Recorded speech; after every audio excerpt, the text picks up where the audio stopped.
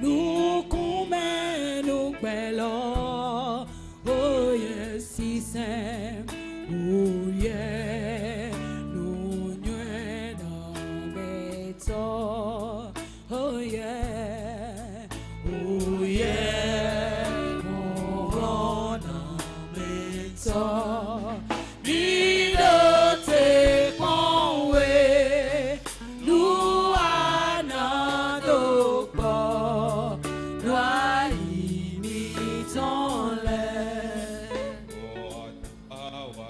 Wata wanyigi sizodo aisheme wa uzu nukume nubelo oye sise oye morona meto oye oye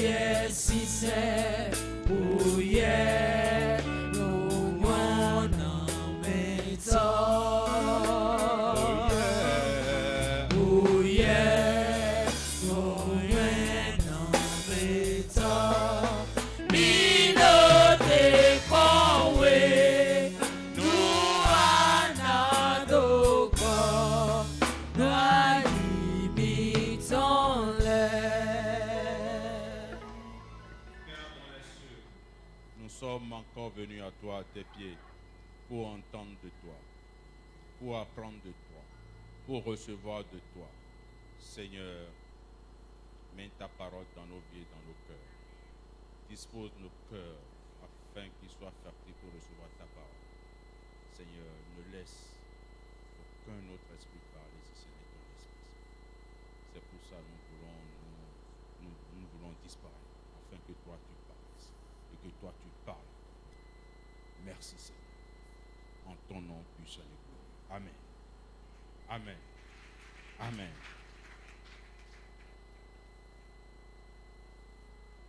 Bonjour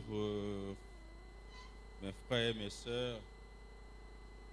Bonjour les jeunes mariés. La fête était sûrement belle.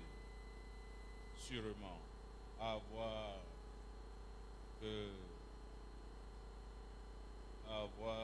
Cédrac à la batterie et des micros vides. On sent que la fête a été belle certainement. Dieu va leur donner la grâce. Dieu va les restaurer pour qu'ils retrouvent la force de venir. Amen. Et nous espérons que la nuit aussi a été bonne. C'est ça, non? Hein? Ça a été bon, mais ce n'est pas encore très très bon. C'est le temps des aiguillages. Après, ça va beaucoup mieux que ça. Je vous le dis. Que le Seigneur vous garde.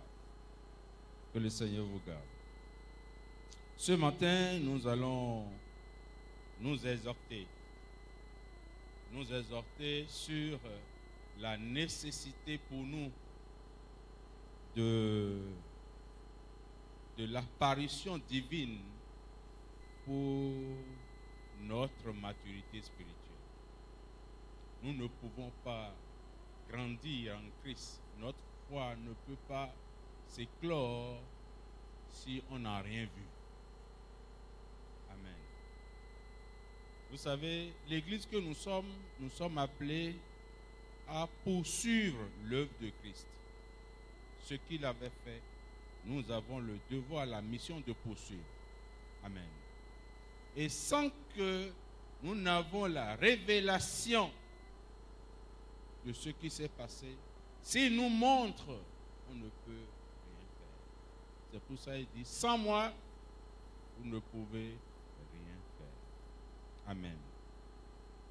Et le Seigneur s'est apparu à plusieurs personnes dans la Bible. Hein? Et c'est ça qui leur a donné la force, la puissance de tout ce qu'on a vu dans leur vie.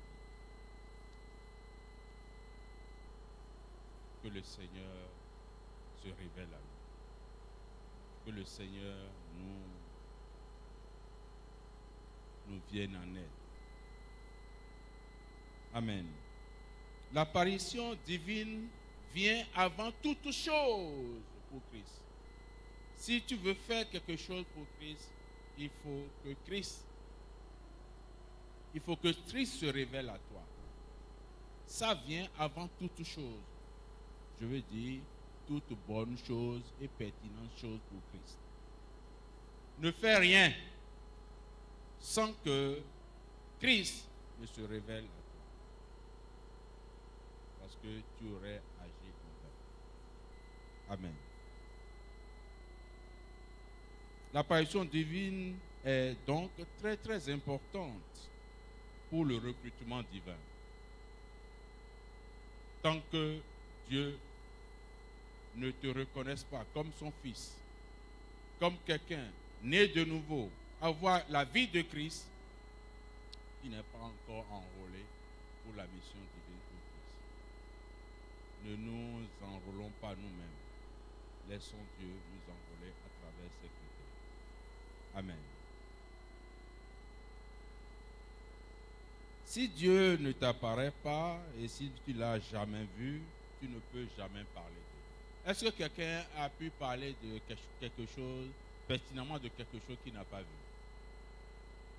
Quelque chose que tu n'as pas vu, tu ne peux pas en parler vraiment. Tu ne peux pas donner le meilleur de soi. Si tu as entendu parler de ça, tu vas raconter. Si tu as suivi un film, tu vas raconter. Si quelqu'un a partagé avec toi son expérience, tu vas raconter.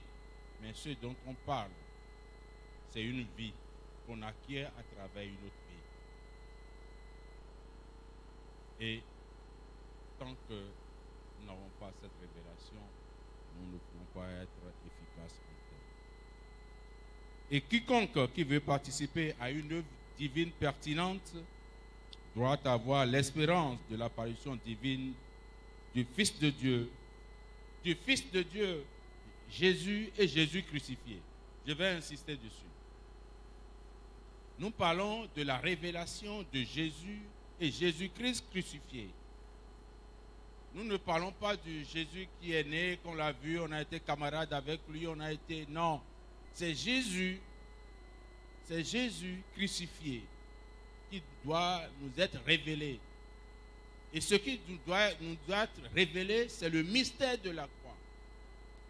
Ce qui s'est passé à la croix nous doit être révélé pour qu'on puisse se sentir vraiment digne et fils de Dieu. Parce que tout s'est passé sur la croix. Vous savez, le miracle de ressusciter les gens, le miracle de donner à manger aux gens, le miracle de guérir les malades n'est pas une particularité de Christ. Les gens sont en train de faire tout ça avant lui. Ou bien, ce n'est pas ça qui distingue Christ. Ce qui distingue Christ, c'est ce qui s'est passé sur la croix. C'est lui seul qui est mort et ressuscité le troisième jour pour nous donner la vie que nous avons.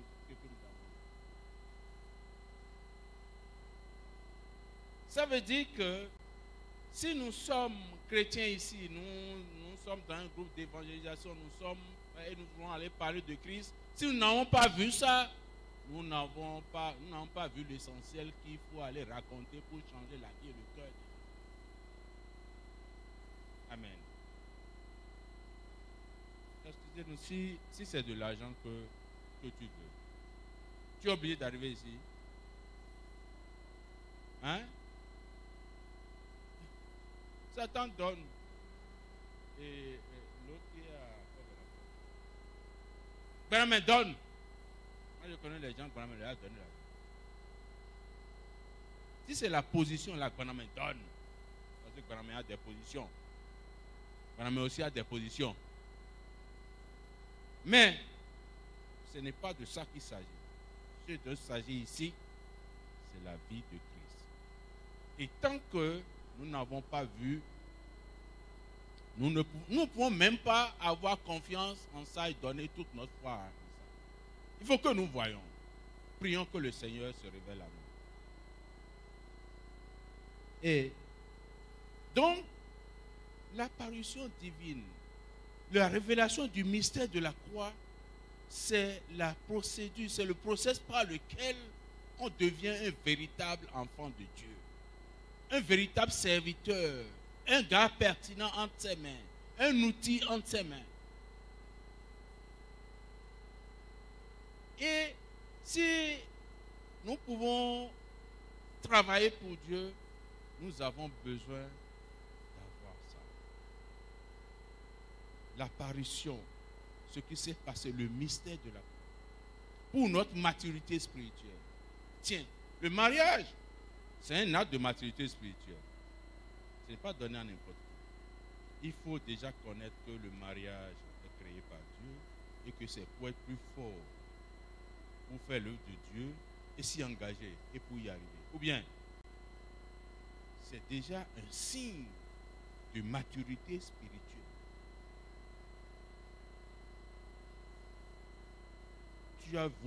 Tu as dû prendre la décision d'arrêter avec des choses pour s'engager. Et vous savez, le premier signe d'immaturité spirituelle, vous savez c'est quoi? C'est quand on pense qu'on est libre, on peut faire ce qu'on veut. Si tu es encore à ce stade-là, mon frère, je t'informe que tu es immature spirituellement. Tu n'as pas encore compris que le chef, que le chef de ta vie, c'est Dieu. Je t'informe que tu n'es pas encore là. Quand face au principe de Dieu, on dit non, moi, je vais te laisser tout, Dieu. Mais la colère là, non, moi, personne ne me fait ça. Non, moi, ça là seulement. Si tu es encore à ce stade-là, c'est révélateur de ce que tu es encore spirituellement immature. Tu n'es pas encore grand. Amen.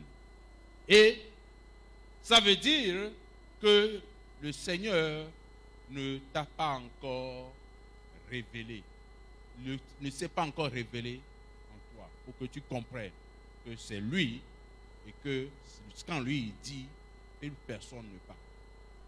Amen. Vous savez, vous vous rappelez de l'histoire de Saul de Tarse. Saul de Tarse, c'était un persécuteur de Christ. Et quand il le faisait en toute bonne foi, avec zèle. Jusqu'au jour où... Jusqu'à quel jour?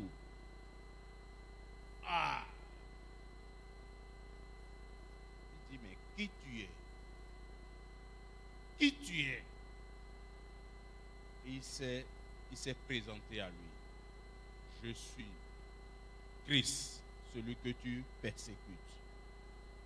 Et quand il a vu, son langage a changé.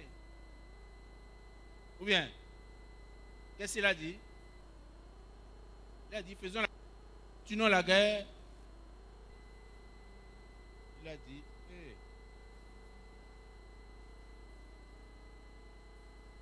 que veux-tu que je fasse? Tant que nous ne sommes pas arrivés à ce point avec Dieu, tant que nous ne sommes pas venus à ce point-là, ça veut dire que sur le plan spirituel, nous avons besoin de travailler pour arriver à ce point. Paul a dit,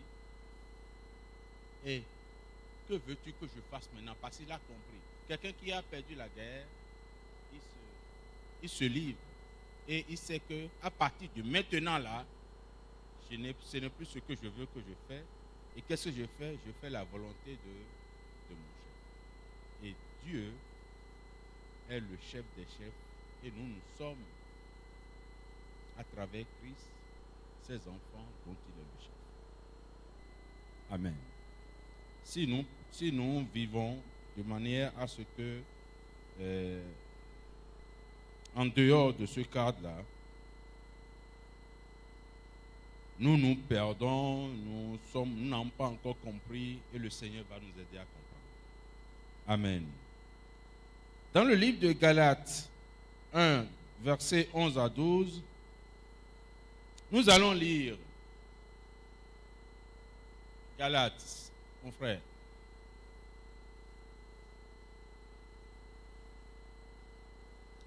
Galates 1, 11 à 12.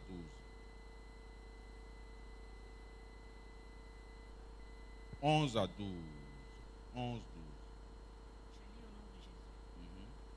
Je vous déclare, frère, que l'évangile qui a été annoncé par moi n'est pas de l'homme, car je ne l'ai ni reçu ni appris d'un homme, mais par une révélation de Jésus-Christ. Amen. Ce qui est fondamental, ce qui est authentique, ce qui est capable de changer notre cœur et notre vie, c'est ce qu'on a reçu de Dieu. Ce qui peut changer la vie de l'homme, c'est vrai, ce qu'on écoute aide, mais fondamentalement, ce qui peut changer la vie de l'homme, c'est ce qu'on a reçu de Dieu. Amen. Donc, le message n'est pas authentique s'il ne résulte pas d'une révélation divine. Mais le message que nous avons à travers l'éducation, la formation, l'information, la récitation et notre intelligence et même les films, les vidéos aujourd'hui là, ce ne sont pas ces informations qui vont changer notre vie. Il faut que nous prions Dieu à ce que lui-même nous transmette ces informations, que lui-même se révèle à nous. Ça donne une confiance telle que personne ne pourra venir te dérouter. Personne ne pourra venir te dire autre chose. Si tu es convaincu que tu l'as reçu de Dieu, tu l'as reçu du Seigneur, que le Saint-Esprit qui te l'a dit, il n'y a personne. Peut-être, tu n'es pas assidu à l'église parce que c'est un homme qui t'a amené. Peut-être, tu n'es pas assidu au groupe musical parce que c'est un homme qui t'a amené. Peut-être, tu n'es pas assidu dans l'œuvre de Dieu parce que c'est un homme qui t'a amené. Si c'était Dieu lui-même qui t'avait amené, personne, même si toi-même tu veux, tu ne peux pas. Nous laissons les hommes nous entraîner dans les choses. Et après, on ne sait pas tenir parce qu'on n'a pas la conviction. Ce n'est pas nous qui donne la conviction, c'est Dieu qui la donne. Et la première ressource d'une église, c'est l'Esprit de Dieu. La première chose que nous voulons venir chercher ici, c'est l'Esprit de Dieu. Et quand on a l'Esprit de Dieu, on a tout.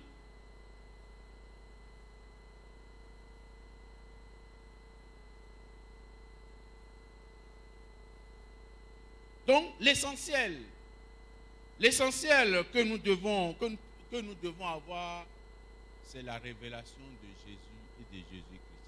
Quand on a ça, on a tout en nous. Et où qu'on est là, on est dans la grâce de Dieu. Et partout où tu es dans la grâce de Dieu, tu es à l'endroit, l'idéal que tu puisses être dans cette vie. Amen. Nous parlons de ça parce que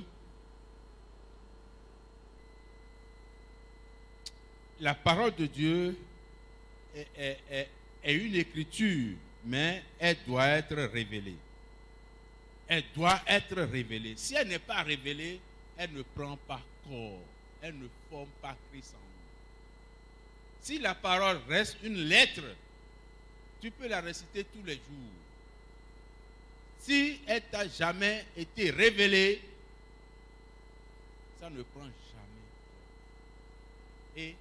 Et c'est là qu'il faut prendre la maturité spirituelle. Tu peux rester 20 ans dans une église. Si tu l'écoutes seulement, tu ne vas pas être mature. Et on n'est pas pertinent les mains de Dieu si on ne grandit pas. Si soi-même nous ne sentons pas que d'hier à aujourd'hui, on est un peu plus proche de Dieu. Que d'hier à aujourd'hui, je me sens un peu proche. Et c'est ça la maturité spirituelle. Et sans l'apparition divine, notre maturité spirituelle ne peut pas être pertinente. Et quand on n'est pas mature en Christ, Dieu ne peut jamais nous envoler. Il ne peut jamais nous recruter pour quelque chose. On peut soit nous-mêmes nous aligner à faire des choses, mais ce serait d'une temps perdu pour nous. Que le Seigneur nous en garde. Que le Seigneur nous en garde. Amen. Nous allons lire dans le livre de Actes. Actes 26. Nous allons lire le verset 16. Uniquement le verset 16. Pour voir l'importance de l'apparition de Dieu pour établir l'homme dans son ministère. Acte 26, 16. Oui. Je lis au nom de Jésus. Amen. Mais lève-toi et tiens-toi sur tes pieds, car je te suis apparu pour t'établir ministre et témoin de... On va aller doucement. C'est le Seigneur qui parle. Il dit, lève-toi et tiens-toi sur tes pieds, car je te suis apparu. Je te suis apparu. Et pourquoi? Pas pour une visite, mais pour t'établir ministre,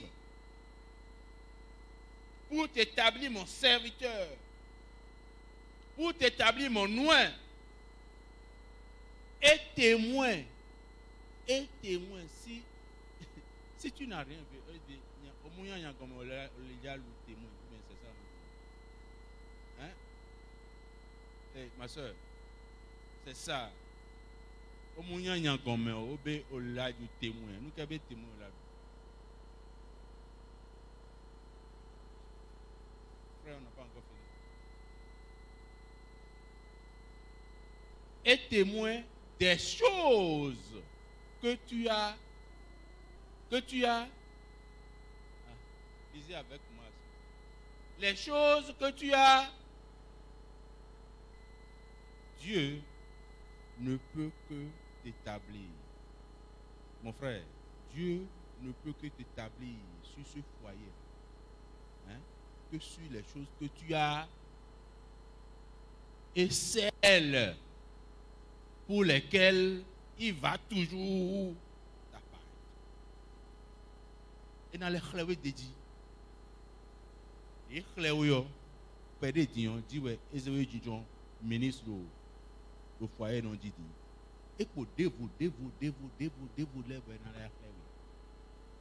Et ma chlève a doa, et ma cadeau de a siname de voix.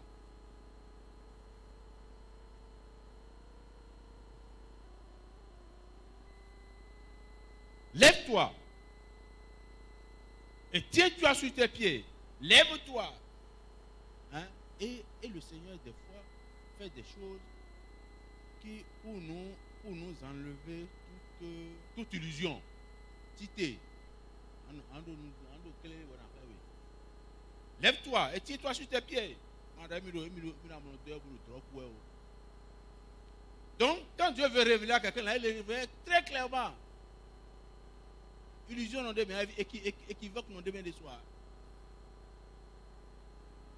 Car je te suis apparu pour t'établir, pour te donner, pour te donner toute la confiance que c'est moi.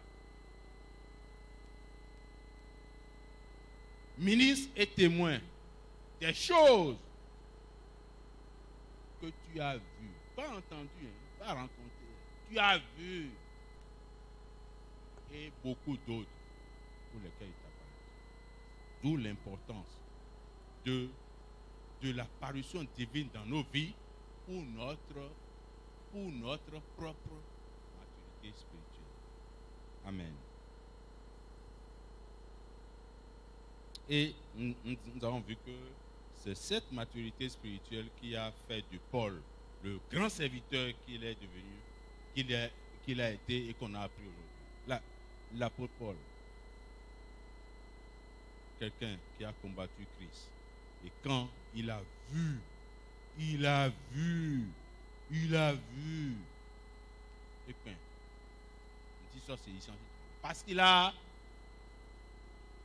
vous vous rappelez les disciples de Christ qui ont vu Christ et on leur a refusé de ne plus prier. Il dit, hein, ce que j'ai vu là, hein? Non, c'est Daniel. Daniel et l'autre là. On lui a dit que non, on ne doit plus prier et ce Dieu-là, alors qu'ils ont vu des choses. Il a dit non, on va continuer à prier. Il s'est orienté là où il prie là. Et quand on les a mis dans le feu là, qu'est-ce qui s'est passé? Hein? Ils sont rentrés. Est-ce qu'ils ont dit non, pardon, ne me mets pas dans le feu, ne me mets pas dans le feu? Ils ont dit ça? Pourquoi? Parce que, mon frère, si tu vois là, prie Dieu pour voir. Si tu vois, hein? Mais Pierre et Jean et Pierre, quand il s'était s'agit de témoigner de ce que Christ a fait, et on les a présentés chez les grands chefs. Hein, aujourd'hui, c'est les présidents, les machins. Et il a dit, vous allez nous interdire de dire ce que l'on a vu là. Vous avez des... On doit dire. Vous savez pourquoi on doit dire? Parce que vous avez fait erreur et on a vu. Hein? Ils ne disent pas, je vais dire pour rien dire. Je vais dire parce que, à côté un bon mot. C'est-à-dire que j'ai déjà vu. Mon frère, tu ne dis rien parce que tu n'as pas vu. Tu n'as pas encore vu. Si tu vois, tu vas dire.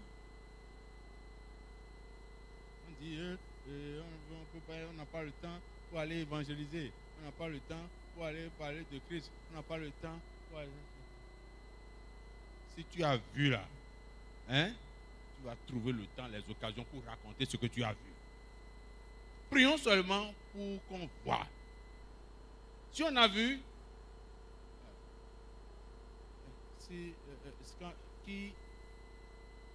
qui a de problèmes pour raconter les plus grandes collisions de sa vie? Hein? Tu fais une collision, tu vas au commissariat pour faire la déclaration. Tu as des problèmes pour raconter ce qui s'est passé. Ça veut dire que tu n'as pas vu. Que le Seigneur nous donne de voir. Que le Seigneur nous donne de voir. Amen.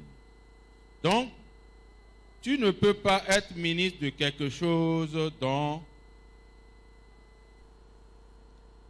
que Jésus ne t'a pas personnellement montré et révélé. Nous sommes ministres de la mission que Christ nous confie aujourd'hui en tant que chrétien.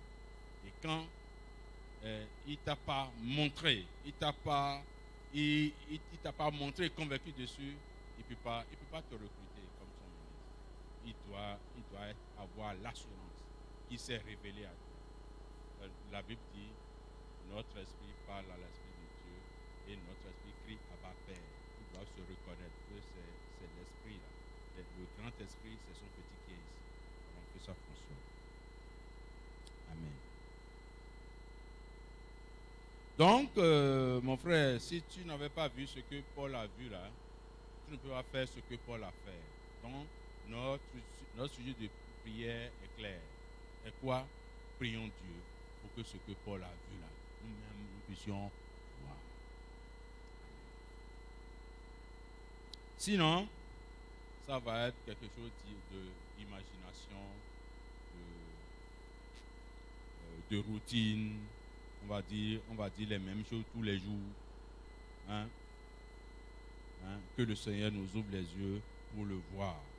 Et le passage qu'on a lu là a dit, ce n'est pas seulement ce qui était montré là.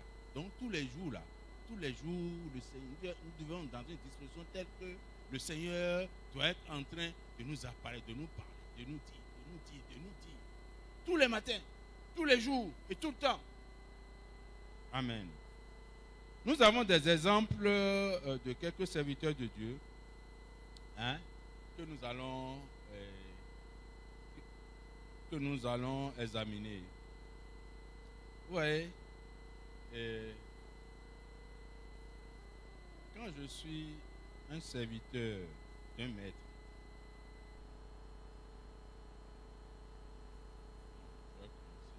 quand il pleut là, quelqu'un a un parapluie. Il y avait son parapluie. Et moi, je dis, je veux rester à côté de toi. Il me protège. La pluie ne me tape pas autant que lui. Mais est-ce que ça veut dire que je suis propriétaire du parapluie? C'est ce qui s'est passé. Nous allons voir et dans l'histoire de Aaron et Moïse, de Géasi et Élisée, et de Élie avec Élisée. Nous allons lire le livre de Nombre 12. Nombre 12.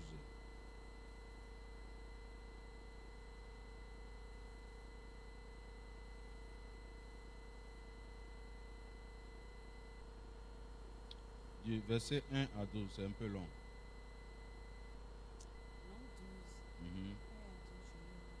Oui. Marie et Aaron parlaient contre Moïse au sujet de la femme éthiopienne qu'il avait prise, car il avait pris une femme éthiopienne. Ils dirent, est-ce seulement par Moïse que l'Éternel parle? N'est-ce pas aussi par nous qu'il parle? Et l'Éternel l'entendit. Or, Moïse était un homme fort patient, plus qu'aucun homme sur la face de la terre.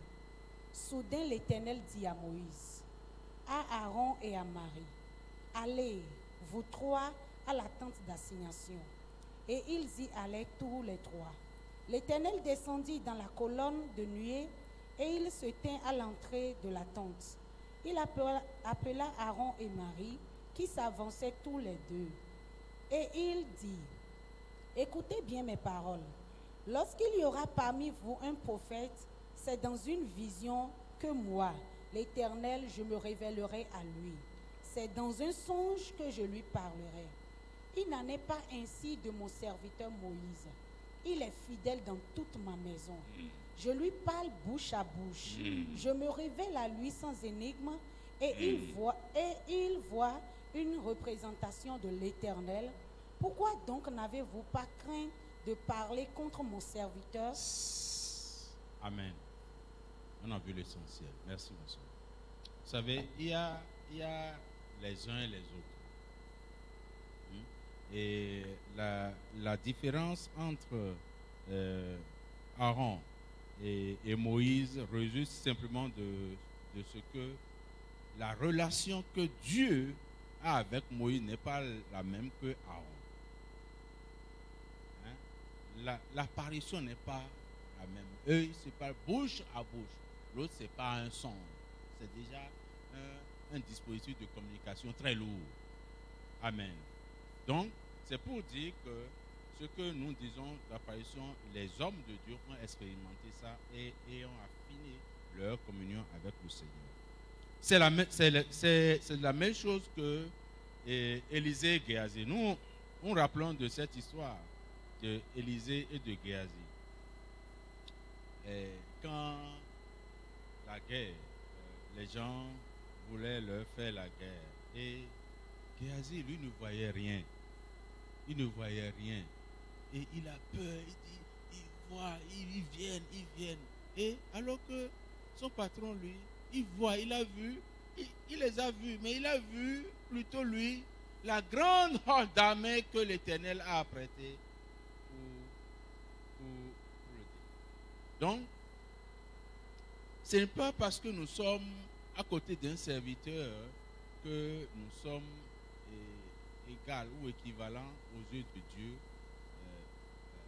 au même titre que ce serviteur-là. Nous devons travailler notre vie à finir notre communion avec le Christ. On n'est pas... et c'est la même chose pour dans... Et cette histoire, à cause du temps, on va pas s'éterniser dessus, mais c'est dans 2 Rois, le verset 2 Rois 6, du verset 15 à 17. Et l'autre histoire d'Élie et Élisée, c'est dans 2 Rois 2, du verset 9 à 13. L'importance, c'est l'apparition de Dieu, la communion avec Dieu est très personnelle. Ce n'est pas héréditaire. Hein? Je peux être l'ami du plus puissant pasteur du monde, l'enfant du plus puissant pasteur, la femme du plus puissant pasteur du monde, et ne pas avoir cette relation avec Dieu. Ça ne se partage pas, c'est très personnel. Donc chacun doit travailler à travailler sa vie, à voir et réellement voir. Amen. Et que le Seigneur nous aide.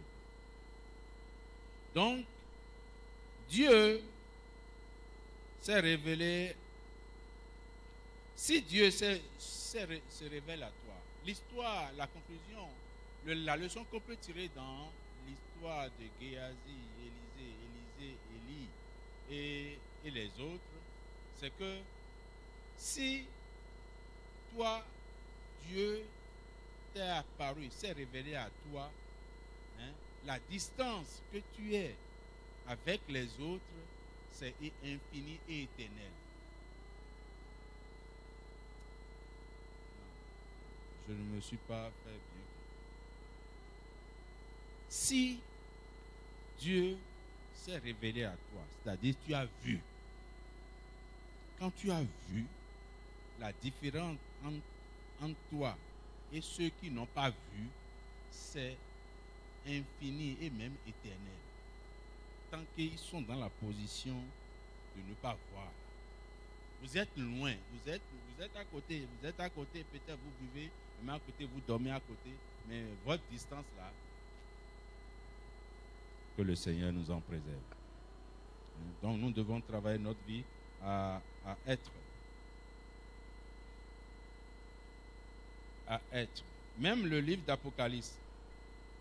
Dans le livre d'Apocalypse, il est dit que le livre d'Apocalypse résulte d'une révélation. Vous savez ça, non? Hein? C'est Dieu qui révèle. Et il continue de révéler. C'est une révélation de Jean, le livre d'Apocalypse. Dans l'Apocalypse 1, Jésus dit,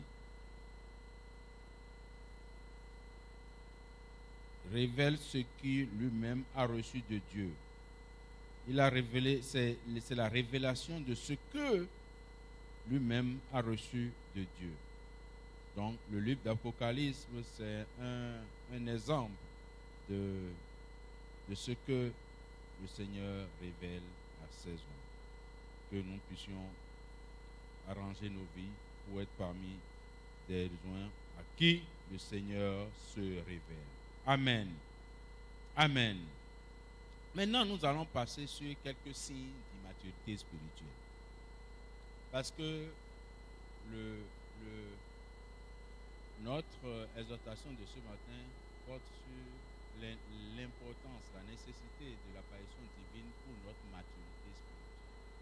Si nous avons la révélation de Christ, nous grandissons dans la foi avec lui et nous sommes dignes d'un enfant de Dieu. Dans le livre de Jean, lisons Jean 21, verset 18, très rapidement.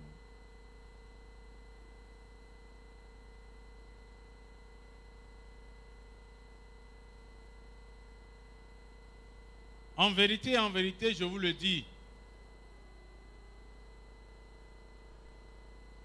Non.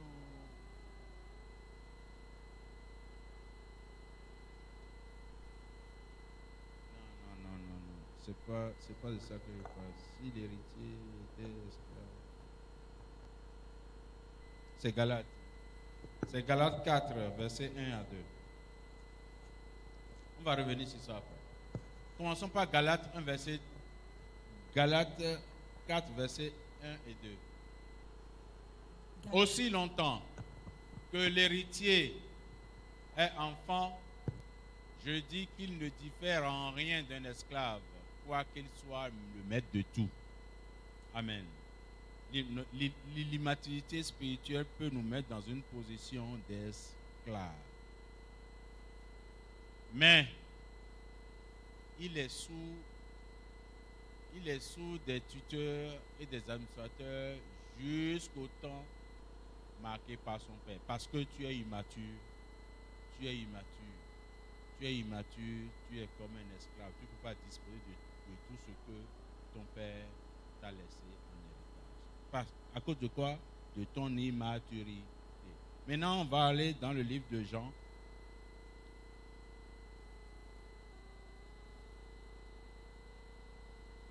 Mon frère, Jean.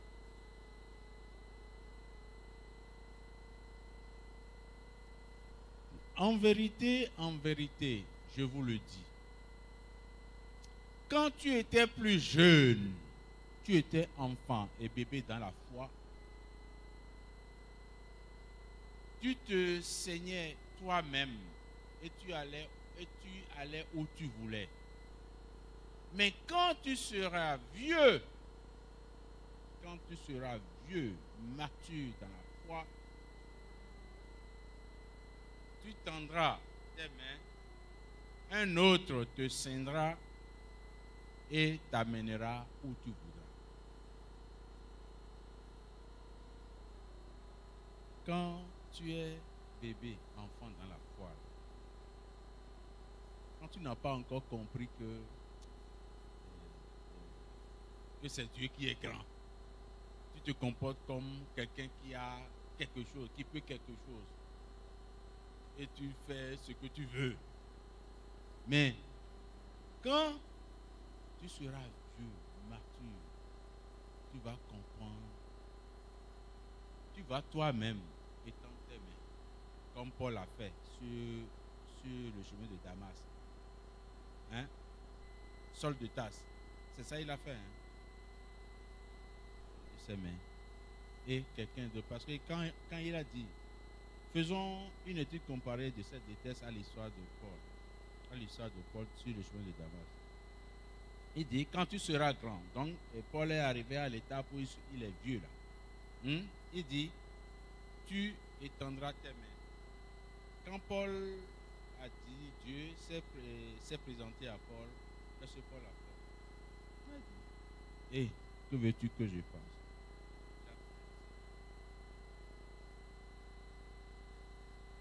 Et Dieu lui a dit, est-ce que Dieu lui a dit, viens me voir? Hein? Qu'est-ce qu'il lui a dit? Marc, Dieu lui a dit quoi? Il dit, va. Va dans la vie. Tu verras quelqu'un qui va te dire ce que tu dois. Ce n'est plus toi qui décides de ce que tu vas faire. Dieu ne lui a même pas donné le privilège de lui dire directement ce qu'il doit faire. Parce que Dieu a une organisation, Dieu a disposé des gens pour le faire sur cette terre-là. Et il les voyait. Il les voyait. Mais quand il a compris que ça, parce que il dit, tu ne peux plus régimber. Quand il a compris, si nous faisons nos ailes d'enfants pas corrects envers Dieu, enfants récalcitrants, enfants, ça veut dire qu'on n'a pas encore compris. Quand on va comprendre, on saura que il dit, mon frère, on n'a pas encore fini de lire.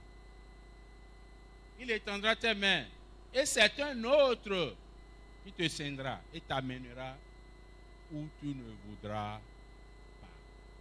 Toi-même qui allais où tu voulais. Hein?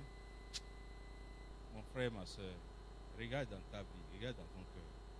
Si tout ce que tu fais là, c'est toi-même qui décide et qui fait pour toi là, tu n'es pas encore mature spirituel. C'est un signe personnel. Hein? Personne ne peut dire à ta place. Hein? Mais quand tu regardes dans ta vie là, rien de tout ce que tu fais là, c'est toi-même qui imagine ta chose. Oui, ça me convient, ça me convient pas, ça, oui, ça peut. Et si rien du principe de Dieu n'encadre et ne préside à telle décision, il faut savoir que c'est un signe de maturité spirituelle. Le monde prend ça pour un signe de je suis arrivé, je suis. Mais pour nous en Christ, c'est un signe d'immaturité spirituelle. Amen. Que le Seigneur nous en garde. Que le Seigneur nous en garde. Et nous allons lire pour finir dans le psaume 31. Le psaume 31, c'est l'histoire le psaume 131, pardon. On va lire que le verset 1 et 2. C'est l'histoire du roi David. David, c'est le roi David. Ma soeur, tu connais le roi David, non? Le roi, c'est ton copain, tu l'as vu. Amen, tu le verras encore. Le roi David, qui nous parle là. Lisons ce que le roi David a dit. Le roi, David, on peut imaginer le roi, la position du roi. Mais il a compris. Quand il a compris, il a dit. Il dit, je n'ai ni un cœur qui s'enfle d'orgueil, ni des regards hautains qui voient les autres. Je ne m'occupe pas de beaucoup de choses trop grandes ni trop relevées pour moi. Loin de là. J'ai l'âme calme. J'ai maintenant l'âme calme et tranquille. Comme un enfant sevré qui est auprès de sa mère. J'ai l'âme comme un enfant sevré. Les mamans sont là. Vous pouvez nous expliquer comment un enfant sevré. Maman, quand tu voudrais sevrer ton enfant là,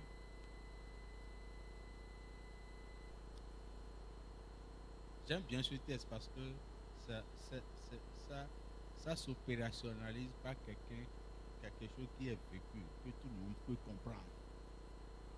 Vous voyez, l'histoire d'un enfant à qui maman veut sevrer. Maman, quand vous voulez sevrer les seins à vos enfants là, au début là, c'est comment? Comment? C'est rude. il s'énerve, il casse tout. Tout. Et comme pour dire à maman, ah, elle n'a pas entendu que l'homme a faim, l'homme vous. C'est quoi qui décide de ça? Il rejette. Même les produits de substitution que vous lui donnez là, yaourt, pain, lait, machin là, il refuse. Mais quand la maman est rigoureuse, focus,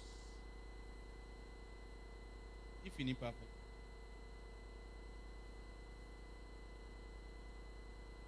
Pardon? Il finit par faire quoi? Quand il aura compris que c'est maman qui est en train de gagner cette guerre. Mon frère, quand tu auras compris que c'est Christ qui est en train de gagner cette guerre dans ton cœur, tu vas te comporter tranquille, calme, comme un enfant sevré. Quand l'enfant comprend que il n'y a plus de solution, elle est faible. Cette fois-ci là, mes caprices lui arrachaient des choses, mais ça là, il va rester calme. Et quand il aurait compris que, il va dire, bon maman, cette fois-ci tu as gagné. Bon, l'autre yaourt là que tu l'autre croissant dont tu avais parlé là, bouilli là.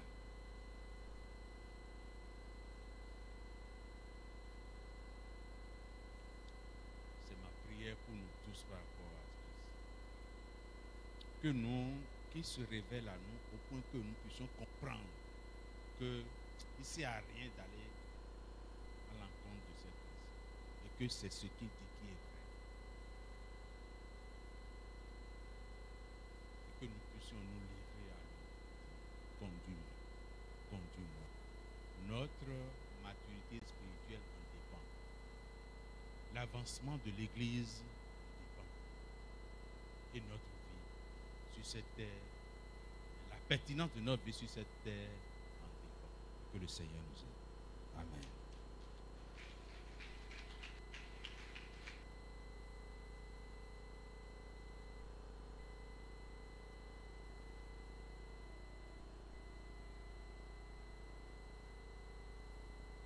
Alléluia. Élève ta voix et prie pour le serviteur que le Seigneur a utilisé ce matin